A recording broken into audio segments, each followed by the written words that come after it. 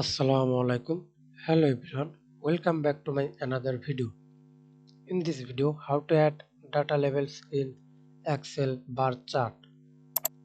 Select data, insert tab, recommended chart, all chart, selected bar chart, select sort on and click the plus icon, select data labels,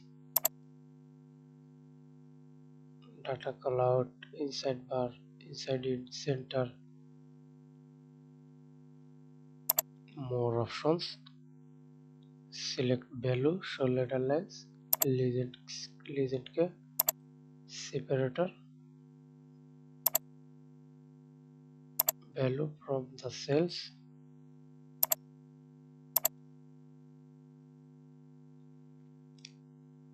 center, inside base, outside int,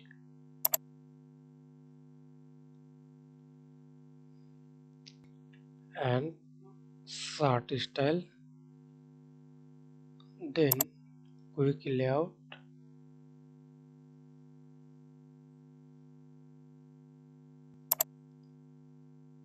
Thanks for watching video. Please subscribe to my channel, like, comment, share. Thank you.